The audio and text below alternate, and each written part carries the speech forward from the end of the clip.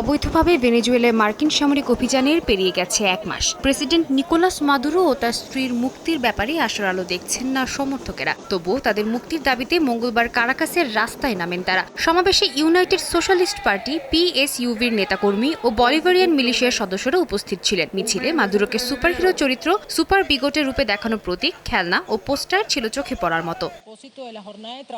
একই দিন মিরাফ্লোরেস প্রাসাদে বক্তব্য দেন অন্তর্বর্তী প্রেসিডেন্ট দেলসি রদ্রিগেজ। তিনি জানান, মার্কিন প্রেসিডেন্ট ডোনাল্ড ট্রাম্প ও পররাষ্ট্রমন্ত্রী মার্কো রুবিওর সঙ্গে তার ফোনালাপ ইতিবাচক হয়েছে। রদ্রিগেজ বলেন, মতপার্থক্য থাকলেও পারস্পরিক সম্মান ও আন্তর্জাতিক আইনের ভিত্তিতে কাজের এজেন্ডা গড়া সম্ভব। তার সঙ্গে ছিলেন জাতীয় পরিষদের সভাপতি হোর্হে রদ্রিগেজ ও স্বরাষ্ট্রমন্ত্রী দিয়াজ দাদো কাবেলো। তিনি স্মরণ করিয়ে দেন, যুক্তরাষ্ট্র ও ভেনেজুয়েলার মধ্যে ঐতিহাসিক কূটনৈতিক সম্পর্ক রয়েছে।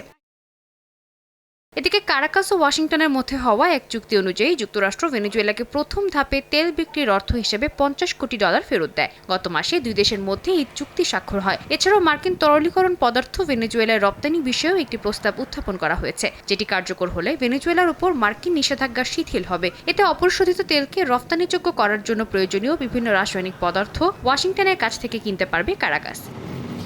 সাদিয়া তাসনিম, সময় সংবাদ।